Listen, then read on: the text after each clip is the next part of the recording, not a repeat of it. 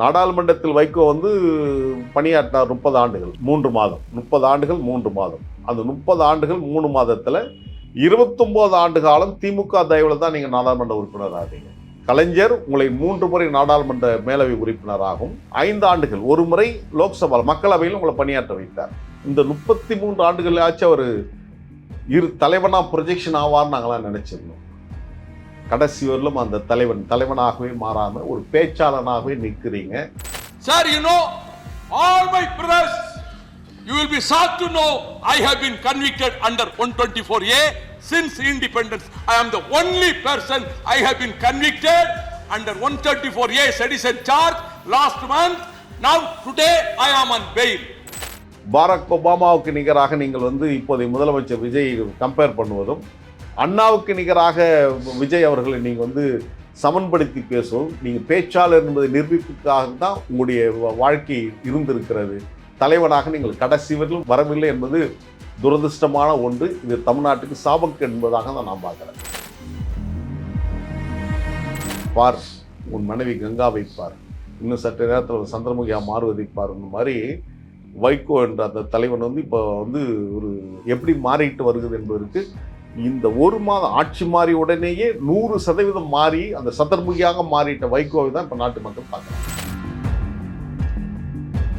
வைகோ என்ற அந்த கொள்கைவாதி பல சித்தாந்தங்களை உருவாக்கி ஒரு பெரிய திராவிட இயக்கத்தை காக்கப் போகிறோம் என்று வந்த இயக்கம் மகனால் அது இல்லாமல் போனது என்ற வரலாற்றை எழுதப் போகிறது என்பதையும் மறுத்துவிட முடியாது. தமிழ் தேசிய முன்னணி, தமிழக முன்னேற்ற கழகம் இந்த வரிசையில் மதிமுகவும் சேரப்போவது என்பது வருத்தத்திற்குரிய ஒன்று. அதற்காக நான் வருகிறேன்.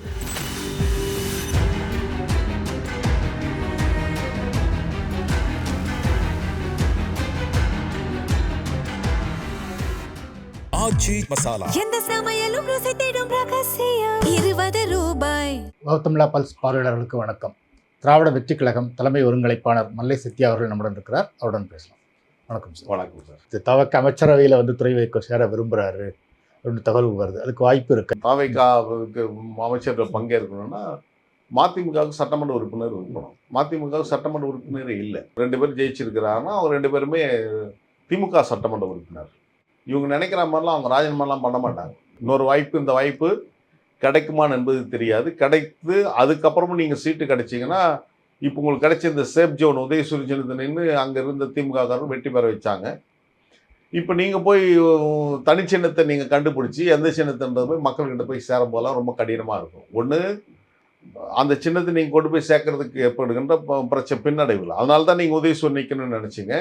வெற்றி பெற முடியும் என்பது என்ன உத்தரவாதம் கிடையாது. அதால் வந்து இது எல்லாமே தங்களுக்கு ஒரு கிராக்கி இருப்பதற்காக அவங்க வந்து ஒரு ப்ரொஜெக்ஷன் பண்ணுறாங்க. தங்களுக்கு எந்த ஒரு இன்னும் அரசியலில் வந்து தங்களுக்கான ஒரு பெரிய சக்தி இருக்குதுன்னு நினைக்கிறாங்க. ஒன்றுமே கிடையாது இவங்களுக்கு. ஒன்றுமே இல்லைன்னும் போது இது போல் வாய்ப்பந்தல் போடுறது.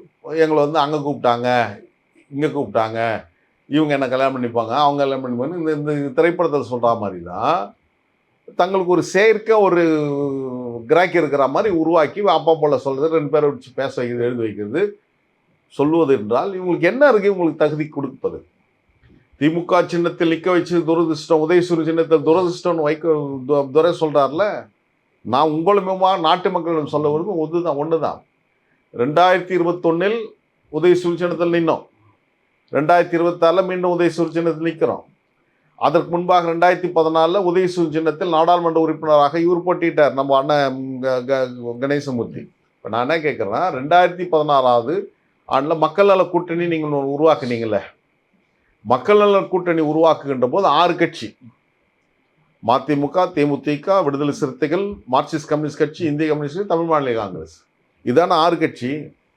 இந்த 6 கட்சி கூட்டணிக்கு சீட்டு ஷேர் முடிக்குது. 27 தொகுதி மதிமுக போட்டி எடுக்கிறது. பெரும்பான்மை தொகுதியில் முதலமைச்சராக போகிறதுக்காக கேப்டன் நம்ப வச்சு நீங்கள் அவ்வளோ சீட்டு கொடுத்தீங்க. இப்போ இந்த 27 தொகுதியில் போட்டி எடுக்கிறதுக்கு கட்சிக்கு வந்து ஆள் இல்லை. அப்போ நீங்கள் நான் போட்டியிட மாட்டேன்னு நீங்கள் தேடி என்னை வலியுறுத்தி நிற்க வைக்கிறீங்க. அப்போது இந்த கூட்டணிக்குள்ளே இன்னொரு கூட்டணி, இங்கே 2 கட்சி கூட்டணி நீங்கள் உள்ள சேர்க்குறீங்க. அந்த 2 கட்சி எதுனா தமிழ் முன்னேற்றப்படை சகோதரி வீரலட்சுமி தலைமையிலான அந்த கூட்டணி, அந்த கட்சி. அதே போன்று சகோதரர் நாகை திருவள்ளுவன் தலைமையிலான தமிழ் புலிகள் அமைப்பு. பல்லாவரத்தில் வந்து வீரலட்சுமி வேட்பாளர் நிற்க வைக்கிறீங்க, அவங்க கட்சியுடைய தலைவர். நாகை திருவள்ளூர்ல தாராபுரம் தொகுதியில் நீங்கள் வேட்பாளர் நிற்க வைக்கிறீங்க. அவர் ஒரு கட்சியுடைய தலைவர். ஒரு கட்சியுடைய தலைவரை அவர் விரும்பின சின்னத்தில் நிற்க வச்சிங்களா அல்லது பம்பர சின்னத்தில் நிற்க வச்சிங்களான்னா நீங்கள் பம்பர சின்னத்தை தான் நீங்கள் நிற்க வச்சிருக்கீங்க. அப்போ ஒரு தவறான முன்னுதாரணத்தை, தவறான பிரசிடென்சியை உருவாக்கியவர்கள் நீங்கள் தான். இதை விட்டுட்டு நீங்கள் எங்களை திமுக நிர்பந்தப்படுத்தியது என்று சின்ன பிள்ளைத்தனமாக ஊரை ஏமாத்திட முடியாது. நீங்கள் உங்களுடைய ட்ராக் ரெக்கார்டு மோசமான ரெக்கார்டாக இருக்கிறது. எனவே நீங்கள் தவறு செய்திருக்கிறது தெளிவாக தெரிகிறது. இப்போ அதை போய் உங்களுக்கு ஒரு இது கிராய்க்கிறமோ எங்களை டெல்லி பிரதிநிதியாக கூப்பிட்றாங்க, நாங்கள் போய் தான் டெல்லியில் போய் உங்களுக்கு சமரசம் உருவாக்க போகிறோம்லாம் நீங்கள் சொல்கிறீங்க. ஆனால் அந்த சமரச முயற்சிக்காக தான் நீங்கள் இப்பொழுது நீங்கள் ஒரு மீடியேட்டர் வேலைக்கு நீங்கள் போயிட்டுருக்கீங்க. நாடாளுமன்றத்தில் வைகோ பணியாற்றினார் 30 ஆண்டுகள் 3 மாதம். 30 ஆண்டுகள் 3 மாதம். அந்த 30 ஆண்டுகள் 3 மாதத்தில் 29 ஆண்டு காலம் திமுக தயவில் தான் நீங்கள் நாடாளுமன்ற உறுப்பினர் ஆகிறீங்க. கலைஞர் உங்களை 3 முறை நாடாளுமன்ற மேலவை உறுப்பினராகும், 5 ஆண்டுகள் ஒரு முறை லோக்சபா மக்களவையில் உங்களை பணியாற்ற வைத்தார். அண்ணன் தலைவர் தளபதி அவர்கள் நீங்கள் எவ்வளோ துரோகம் செய்திருந்தாலும், எவ்வளவோ அந்த கட்சி மீது பாய்சனை நீங்கள் கொட்டி தீர்த்திருந்தாலும், விஷத்தை கக்கியிருந்தாலும் உங்களை அரவணைச்சு உங்களை மீண்டும் ராஜ்யசபாவுக்கு அனுப்பினார். இப்போ அவங்க பையன் சொல்கிறார், எங்களை நீங்கள் நம்ப வச்சு மோசம் பண்ணிட்டீங்க, எங்களை நீங்கள் ராஜ்யசபா சீட்டு கொடுத்துருந்தீங்கன்னா ராஜ்யசபா சீட்டு கொடுத்தா உள்ளே இருந்திருப்பாங்க. திமுக ஆட்சிக்கு வந்திருந்ததுன்னா இப்போ உள்ளே தான் இருந்திருப்பாங்க, வெளியே போயிருக்க மாட்டாங்க. இப்போது அந்த குற்றச்சாட்டை வைக்கிறாங்க. அப்போ அவர் ஒரு முறை ஆக்குறாரு, அவங்க மகனை இப்போ 5 ஆண்டுகள் எம்பி ஆக்குறாரு. அப்போது வைகோவுடைய நாடாளுமன்ற பணிகள் 30 ஆண்டுகள் 3 மாதம், 30 ஆண்டு 3 மாதம். அந்த பணிகள்லாம் குறித்து ஏற்கனவே அந்த கட்சியுடைய பொருளாதார இருக்கிற செந்தில் நீதிமன்றம் ஏற்கனவே நாடாளுமன்றத்தில் வைகோன்னு புத்தகம் போட்டு தமிழ்நாடு ஃபுல்லாக அதை போய் அறிமுகப்படுத்தி பேசியவன் நான் தான். நாங்கள் இன்னும் உயிராக தான் இருக்கிறோம்.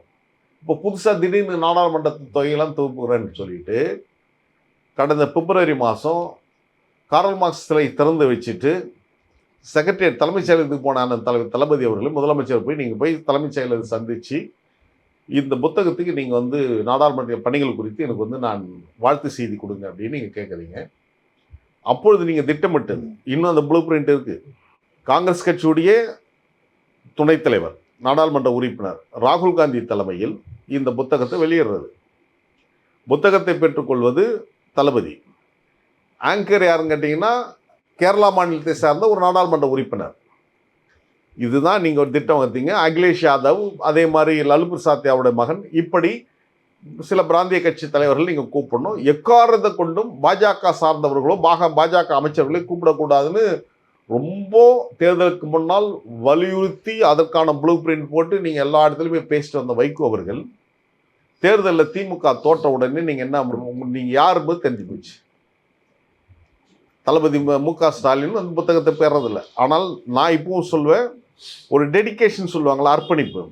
அந்த புத்தகத்துக்கு நீங்கள் நன்றி யாருக்கு தெரிவிக்கணும், திமுக தான் கொடுங்க. ஏன்னா அவங்க தான் உங்களை 29 வருஷம் உங்களை வச்சுருந்தாங்க. ஓராண்டு 3 மாதம் தான் அதிமுக தயவில் நீங்கள் எம்பியாக இருந்தீங்க. அந்த கட்சிக்கு தான் நீங்கள் அதை அர்ப்பணிச்சிருக்கணும். அப்போ அந்த கட்சி தலைவர்கள் தான் அதை வெளியிடணும் அல்லது பெற்றுக்கொள்ளணும். ஆனால் இந்த நாடாளுமன்றத்துக்கு சம்பந்தமே இல்லாத இப்போதைய முதலமைச்சர் விஜய் அவர்கள் நீங்கள் அழைக்கிறீங்க.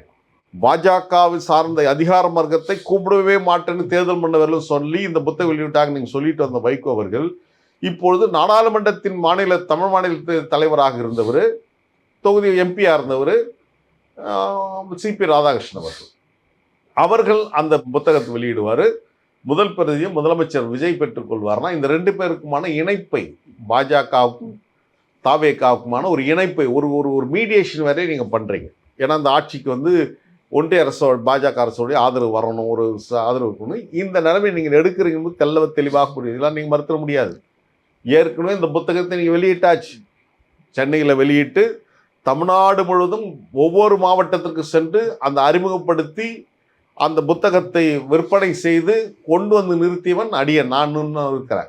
இப்போ புதுசாக நீங்கள் அந்த புத்தகத்தை ஏற்கனவே வெளியிட்ட புத்தகத்தை இப்போது ஒரு அரசியல் ஆதாயத்துக்காக இப்போ நீங்கள் மீண்டும் அதை வெளியிடுறீங்கன்றது தான் என்னுடைய குற்றச்சாட்டாக வைக்கிறேன். எனவே இந்த புத்தகத்துக்கு நீங்கள் முதல்ல வெளியிடணும்னு நினச்சவர் ராகுல் காந்தி, தளபதி ஸ்டாலின், கேரளாவில் இருக்கின்ற ஒரு ராஜ்யசபா உறுப்பினர், மற்ற தலைவர்கள் இப்போ அப்படியே 100% மாறி இருக்குது. அப்போது இந்த மாற்றத்துக்கு பெயர் என்ன, இந்த மாற்றத்துக்கான காரணம் என்ன, இதுக்கு பின்னால் இருக்கிற அரசியல் என்ன அதுதான் அவங்களுடைய ஒட்டுமொத்தமான அரசியல் நகர்வுகள், அரசியல் நடவடிக்கைகள் என்பது. இது ஒன்றும் பெருசாக பூசி பொழுதுலாம் ஒன்றுமே இல்லை. இவங்க வந்து சந்தர்ப்பவாதிகள் என்பதை நம்ம பார்க்கணும். திமுக ஆட்சி வெற்றி பெற்றதுன்னா எல்லாரும் என்ன பண்ணியிருப்பார், நாங்கள் திராவிட இயக்கத்தை சார்ந்தவர்கள், திராவிட இயக்கத்தை பாதுகாப்போம், அதான் நீங்கள் சொன்னீங்க. மக்கள் நல கூட்டணி வச்சு தோத்து கட்சியே இல்லைன்ற சூழலில் போய் விமான நிலையத்தில் காத்திருந்து அவரை சந்திச்சு, மதுரையிலும் கோயம்புத்தூரிலும் காத்திருந்து சந்திச்சு, எந்த நிபந்தனை இல்லாமல் அவங்க கூட வரேன், என்னை ஏற்றுக்கொள்ளுங்கள், நாங்கள் சீட்டுக்காக வரல அப்படின்னு சொன்ன நீங்கள் இப்போ வந்து முதலமைச்சர் அப்போ கலைஞர் அவர்களை சந்தித்து அவர் கையை பிடிச்சிக்கிட்டு உங்களுக்கு நான் எப்படி துணையாக இருந்தேன்னா அது போல தளபதிக்கு துணையாக இருப்பேன்னு சொன்னேன். அந்த சத்திய வாக்கெலாம் என்னாச்சு? சத்திய வாக்கு உங்களுக்குலாம் சக்கரை பொங்கல் சாப்பிட்ற மாதிரி. நான் தான் சொன்னேன், தாயகத்துக்கு பேசுகின்ற சக்தி இருக்குமேனால் நீங்கள் பொய் சத்தியங்கள் எத்தனை என்பது வரிசைப்படுத்தி சொல்லும். எனவே ஒரு அரசியலில் ஒரு அநாகரிகமான அரசியல் என்பதனை கடந்து இப்பேற்பட்ட அரசியல் தலைவர்கள் வாழ்கின்ற காலத்தில் நம்ம அந்த கட்சியில் இருந்துட்டுமே என்ற ஒரு வேதனைப்படுகின்ற நேரத்தில் தான் தமிழ்நாடு ஃபுல்லாக இருக்கிற மதிமுகவுடைய முன்னாள் நிர்வாகிகளின் நிலைப்பாடுகள் இருக்கிறது என்பதையும் இந்த நேரத்தில் உங்கள் மூலமாக நான் சொல்லிக் கொள்கிறேன். வைகோ திருந்தவே மாட்டார். ஒரே ஒரு செய்தி தான், அவர் கடைசி வரையிலும் 83 வயதாச்சு. 83 வயசில் அவர் திமுகவில் ஏறக்குறைய 30 ஆண்டுகள் அந்த கட்சியில் இருந்து 28 ஆண்டுகள் இருந்தார்னு நினைக்கிறேன். இப்போ 33 ஆண்டுகள், மொத்தம் ஒரு 53 ஆண்டுகளுடைய அரசியல் பொது வாழ்க்கை. இந்த 33 ஆண்டுகளாச்சு அவர் தலைவனாக ப்ரொஜெக்ஷன் ஆவார்னு நாங்களாம் நினச்சிருந்தோம். கடைசி வரலும் அந்த தலைவனாகவே மாறாமல் ஒரு பேச்சாளனாகவே நிற்கிறீங்க. நீங்கள் ஒரு பேச்சாளனாகவே இன்றைக்கும் உங்களை ப்ரொஜெக்ஷன் பண்ணணும், பேச்சாளர் உங்களை முத்திரை பதிக்கணும்னு சொல்கிற வார்த்தை தான்.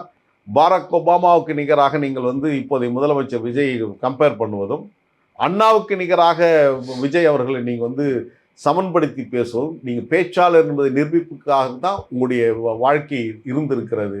தலைவனாக நீங்கள் கடைசி வரையிலும் வரவில்லை என்பது துரதிருஷ்டமான ஒன்று. இது தமிழ்நாட்டுக்கு சாபக்கு என்பதாக தான் நான் பார்க்குறேன். சொல்லுவாங்க அந்த அரசியலில் வந்து அந்த அந்த அந்த கூச்ச சுபாவம் அதெல்லாம் ஒன்றுமே கிடையாது. அவர் தான் சொல்லிட்டார் ஏற்கனவே, நான் வந்து அந்த அரங்கேற்றம் படத்துடைய நாயகனாக நான் நாயகி போன்ற என்னுடைய பொது வாழ்க்கை போயிடுச்சு அப்படின்னு ஒரு மோசமான கேரக்டரோட அது ஒப்பீட்டலில் சொன்னார். உண்மையாக அதுதான், அவர் அந்த நிலைமைக்கு மாறிட்டார். நீங்கள் சந்திரமுகின்னு ஒரு படம் இருக்கும், அந்த கடைசி கிளைமேக்ஸில் சொல்லுவாங்க, நடிகர் பிரபு வந்து ஒரு மனைவி வந்து கங்கா, அவங்க வந்து சந்திரமுகியாக மாறுவாங்க. அப்போ எட்டு வந்து அவங்க அந்த ஒரு துர்காஷ்டமி நேரத்தில் வந்து அவங்க வந்து அந்த சந்திரமுகியாக மாறுகின்ற போது அவங்க முன்பு இருந்த நிலையிலேருந்து அப்படியே மாறுவாங்க. அப்போ அங்கே போய் அந்த ஒரு சின்ன பாக்ஸ் திறந்து வச்சுட்டு காட்டுவார், பார் உன் மனைவி கங்காவை பார், இன்னும் சற்று நேரத்தில் சந்திரமுகியாக மாறுவதை பாருன்ற மாதிரி. வைகோ என்ற அந்த தலைவன் வந்து இப்போ வந்து ஒரு தலைவன் நம்ம சொல்லிட்டு தலைவன் நம்ம நினச்சிட்டு இருந்து தான் அது போய் அந்த தலைவனுடைய அந்த அரசியல் கட்சியுடைய அந்த ஆளுமையோட முகம் எப்படி மாறிட்டு வருகிறது என்பதற்கு இந்த ஒரு மாதம் ஆட்சி மாறி உடனேயே 100% மாறி அந்த சந்திரமுகியாக மாறிட்ட வைகோவை தான் இப்போ நாட்டு மக்கள் பார்க்குறாங்க. அதனால தான் இவ்வளோ வேஷம் போடுறீங்க. உடலே நடக்க முடியலன்னு மரணப்படுக்கையில் நான் கிடக்கிறேன், என்னால் இயங்க முடியாதுன்னு சொன்ன வைகோ இன்னைக்கு வந்து ஜேசிபி இயந்திரமேங்கிறீங்க, நடக்கிறீங்க, அங்கே ஓடுறீங்க, ஜேசிபியில் தொங்கிட்டு ஓடுறீங்க. இந்த வேஷங்கள் எல்லாமே நீங்கள் முழுமையாக சந்திரமுகியாக மாறிட்டீங்க, உங்களுடைய கேரக்டர் மாறிடுச்சு என்பதின் வெளிப்பாடு தான் இந்த நடவடிக்கை. அடுத்து மதிமுக முன்னாடி இருக்கிற வாய்ப்புகள் என்ன நினைக்கிறீங்க? இல்லை, மதிமுக என்ற ஒரு கட்சி வந்து ஒரு கட்சி இயங்கும், அவ்வளோதான். அது வந்து ஒரு ஒரு ஒரு இயங்கிட்டு போகும், ஒரு பெட்டி கடை மாதிரி ஒரு சின்ன சின்ன வியாபாரங்கள் நடந்துட்டு இருக்கிற மாதிரி அது மாதிரி ஓடிட்டு இருக்கும். ஆனால் ஒரு அரசியலில் ஒரு மிகப்பெரிய தாக்கத்தை கொடுக்கின்ற இடத்துல மதிமுகவோ அவருடைய மகன் வைகோவோ துரையோ வந்துவிட முடியாது. ஏன்னா அவங்களோட நான் நினைச்சேன் அந்த இயக்கத்துடைய ஒட்டுமொத்தமான நிலைப்பாடுகள் நிறைவு பெற்று தான் நான் நினைக்கிறேன். இதுக்கப்புறம் அந்த இயக்கம் தேவையா என்பது கேள்விக்குறிதான். கால ஓட்டத்தில் நம்ம வந்து நிறைய அரசியல் கட்சிகளை தமிழ்நாட்டில் பார்த்துருக்குறோம். மிகப்பெரிய ஆளுமைகள், அவங்கெல்லாம் சாதாரண வல்லமை பெற்றவர்கள் அல்ல. இந்தியாவுடைய கவர்னர் ஜெனரலாக இருந்தவர், தமிழ்நாட்டுடைய பிரீமியர், அப்பொழுது முதலமைச்சர் பிரீமியர் தான் சொல்லுவாங்க. நாட்டின் தேசபிதா மகாத்மா காந்தியுடன் சம்பந்த உறவு கொண்டவர் சக்கரவர்த்தி ராஜகோபாலாச்சாரியார். அவர் சுதந்திரா கட்சின்னு ஒரு கட்சி ஆரம்பித்தார். தமிழ்நாட்டில் சட்டமன்ற உறுப்பினர்கள், இந்தியா முழுவதும் ஏறக்குறைய 45 நாடாளுமன்ற உறுப்பினர்கள். இவ்வளவு இருந்தாலும் சுதந்திரா கட்சி அவருடைய காலத்தின் உடனேயே அந்த கட்சி கல்லறைக்கு போனது. இது துயரமான சம்பவம். அதே போலதான் தமிழ்நாட்டுடைய எல்லை என்பது வடவேங்கடம் தென்குமரி ஆழிடை தமிழ் கூறும் நல்லுலகம்னு சொல்லுவாங்க. அதுதான் தொல்காப்பியன் தமிழ்நாட்டுடைய வரலாறு சொல்லுவான். அந்த எல்லை வடவேங்கடத்துக்கு பிரச்சனை வருது. எப்போ வருதுன்னா மொழிவாரி மாநிலங்கள் பிரிக்கப்படுகின்ற போது. மொழிவாரி மாநிலங்கள் பிரிக்கப்படுகின்ற போது நம்முடைய வடக்கு எல்லையாக இருக்கின்ற வேங்கடம் திருப்பதி ஆந்திரா கேட்கறது. திருப்பதி மட்டுமல்ல, தலைநகர் சென்னையே எங்களுக்கு வேணுன்றாங்க. மதராஸ் மனதேன்னு தான் அவங்க போராடினாங்க. அப்போ திராவிட இயக்கம், நாம் திராவிட இயக்கம் என்ற காலத்தில் அவங்க பெருசாக அழுத்தம் கொடுத்து போராட்ட களத்துக்கு வருகின்ற வராத காலகட்டத்தில் தமிழ் தேசிய சிந்தனையை உள்வாங்கியிருந்த ஐயா மாப்போ சிவஞானம் அவர்கள் தமிழரசுன்னு ஒரு கட்சி வச்சிருந்தார். அந்த கட்சி நடத்திய போராட்டங்கள் வீரி நிறைந்த போராட்டத்தின் காரணமாகத்தான் வடக்கு எல்லை நம்முடைய திருத்தணியாவரில் நமக்கு கிடைச்சிது. அப்படின்னா அவர் நடத்திய போராட்டங்கள். அதனால தான் அவருக்கு நன்றி கடனாக திருத்தணியில் அவருக்கு சிலை வச்சிருப்பாங்க. மாப்போசிக்கு சென்னையில் அவருக்கு தியாகனாரில் அவருக்கு சிலை வச்சாங்க. அப்படின்னா எல்லை போராட்ட வீரர். தமிழ்நாட்டு அரசில் ஒரு மிகப்பெரிய தாக்கத்தை கொடுத்தார். அவர் பேசுகிறார் என்று சொன்னால் நம் முன்னாலே கண்ணகியும் மாதவியும் கோவலை நிற்க வைப்பார். அந்த அளவுக்கு நாமையும் படைத்தவர். சிவம் பேசினால் சவம் எழுந்து நிற்கும்ன்றது அந்த காலத்தில் நம்முடைய சுதந்திர போராட்டத்தை தியாகம் சொல்லுவாங்க, சிவாவை சொல்லுவாங்க. அதுபோல ஒரு நாவன்மை படைத்தவர் மாப்பூசி அவர்கள். அவர் உருவாக்கி கட்சி தமிழரசு கட்சி அவருடைய காலத்தோடையே முடிந்து போனது. உடல் மண்ணுக்கு உயிர் தமிழுக்கு என்று ஒரு புதிய கொள்கையோடு தமிழ்நாட்டு அரசியலில் தடம் பதித்தவர் நாம் தமிழ் இயக்கத்தை கட்டிய சி. ஆதித்தனார் அவர்கள். 1952 மட்டும் அவருக்கு வாய்ப்பு கிடைத்திருந்தா அவர் தான் தமிழ்நாட்டுடைய முதலமைச்சர். ஆனால் காலம் வேறு கோலத்தை போட்டுச்சு. அப்போ இருந்த ஆளுநர் இப்போ எப்படி சிங்கிள் மெஜாரிட்டி இவங்களுக்கு அதிகாரம் இருக்கிறதாக இவருக்கு யார் கொடுக்குறாங்க, நம்ம தமிழக வெற்றி கழகத்துக்கு. அதுபோல் அப்பொழுது காங்கிரஸுக்கு அந்த இடத்த கொடுக்குறாங்க. பெரும்பான்மை ஐக்கிய முன்னணிக்கு தான் இருக்குது. ஆதித்தனார் அவர்களுடைய அமைப்புக்கு தான் இருக்குது. 162 இடம் இருக்குது. ஆனால் ஆட்சி அமைக்க கூப்பிடல. ஆனால் அப்பொழுது மட்டும் முதலமைச்சராக ஐயா தமிழர் தலைவர் சி. ஆதித்தனார் முதலமைச்சராக தான் தமிழ்நாட்டு அரசியல் வேறு மாதிரி போயிருந்திருக்கும். ஆனால் விதிவசம் அவரால் ஆக முடியல. அவர் உருவாக்கிய கட்சி 1967 அண்ணா தலைமையில் நாம் தமிழ் கட்சி அவர் இணைத்து விட்டு நான் தனித்தமிழ்நாடு திமுக கோட்டத்தை நான் பார்ப்பேன் அப்படின்னார். அதே காலகட்டத்தில் 1964 அதுக்கு முன்பாக சொல்லின் செல்வர் என்று வர்ணிக்கப்பட்ட இந்த சில்வர் டங் ஆரைட்டர் என்று போற்றப்பட்டவர் தந்தை பெரியார் வீட்டு பிள்ளை EVK சம்பத். அவர் ஒரு கட்சியை கட்டி எழுப்பினார். அந்த கட்சியுடைய பேர் தமிழ் தேசிய கட்சி. 4 ஆண்டுகள் தான். இனி இந்த கட்சி நடத்த முடியாத போது மிக வலிமையானவர்களாம் அவர் கூட நிற்கிறாங்க. சின்ன அண்ணாமலை, ஐயா இப்பவும் இருக்கிற நெடுமாறன் போன்றவர்கள், கண்ணதாசன் போன்றவர்களாம் அவர் கூட நிற்கிறாங்க. கடைசியாக ஒரே ஒரு பாடல் தான், பட்டினத்தில் புதுன்னு ஒரு படம் இப்போ நீங்கள் பார்த்துருப்பீங்க. இரவு நேரத்தில் அந்த பாட்டு இப்போ வரும். அந்த பாட்டில் ஒரே ஒரு பாட்டு வரி எழுதணும். அந்த பாட்டு வரியின் மூலமாக அந்த கட்சி எடுத்து கரைக்கிறார். அந்த பாட்டு தான் அந்த சிவகாமி மகனிடம் செய்தி சொல்லுங்கள், இணையும் நாள் பார்க்க சொல்லுங்க அப்படின்ட்டு. என்ன சிவகாமி மகன், என்ன இணையும் நாள் அப்படின்னா தமிழ் தேசிய கட்சியை காங்கிரஸ் கட்சியுடன் இணைக்கணும். எனவே கர்மவீரர் காமராஜருடைய தாய் பேர் சிவகாமி. அந்த சிவகாமி மகனிடம் செய்தி சொல்லுங்கள், இணையும் நாற்பாக்க சொல்லு ஒரே ஒரு பாடல் வரியில் தமிழ் தேசிய கட்சி காங்கிரஸ் கட்சியோட கணிந்து காணாமல் போனது. இவருக்கு நிகரான நடிகர் யாரும் இல்லை என்று வரலாறு வரையில் வைத்திருக்கிறது. வீரபாண்டி கட்டபொம்மன் படத்தை உலக திரைப்படமாக எகிப்தில் வெளியிடுகின்ற போது திரைப்பட கண்காட்சியில் இந்த சிறந்த நடிப்புக்கான திரைப்படமாக வீரபாண்டி கட்டபொம்மன் தேர்வு செய்யப்படுகிறது. நாசர் அதற்கான விருது, எகிப்தின் அதிபர் நாசர் விருது கொடுக்கிறார்.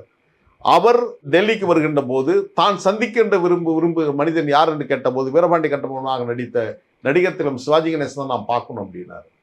நயகரா நீர்வீழ்ச்சியுடைய ஒரு நாள் மேயராக இருந்தவர், இந்தியாவுடைய கலைத்துறையுடைய தூதுவராக அமெரிக்காவால் நியமிக்கப்பட்டவர் நடிகர் திலம் சிவாஜி கணேசன் அவர்கள். அவர் தமிழக முன்னேற்ற முன்னணின்னு ஒரு கட்சி ஆரம்பித்தார். 2 ஆண்டுகள் தான் அது கல்லறை புயலாக மாறிப்போனது. அதே போலதான் டி. ராஜேந்தர் ஒரு தலை சிறந்த திரைப்பட வசனகர்த்தா, பாடலாசிரியர் எல்லாமே இருந்தும் அவர் உருவாக்கி கட்சி அவரால் நடத்த முடியாமல் போச்சு.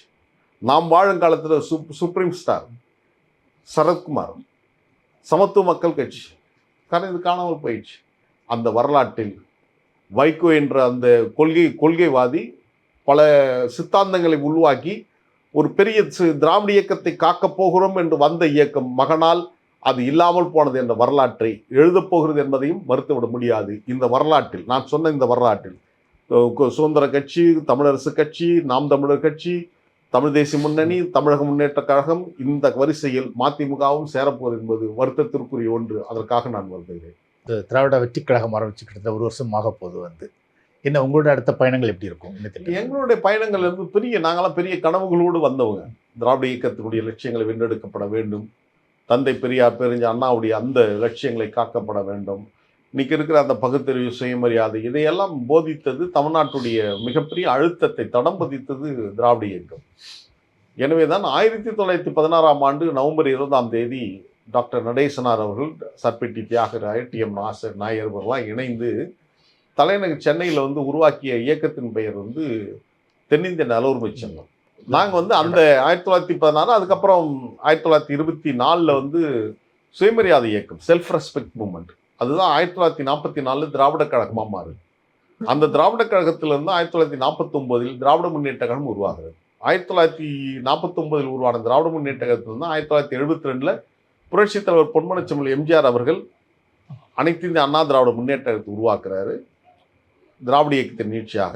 அதுக்கு பின்னால் 1994 மே 6ஆம் தேதி மதிமுக ஒரு இயக்கம் திராவிட இயக்கத்தின் நீட்சியாக வந்தது. ஆக இந்த இயக்கங்களுடைய நீட்சிகளாக இப்போ நீங்கள் என்னுடைய அரசியல் பொது வாழ்க்கை 8 மாதமான இல்லை, என்னுடைய 32 ஆண்டு கால கடந்த கால அரசியல் பயணம்.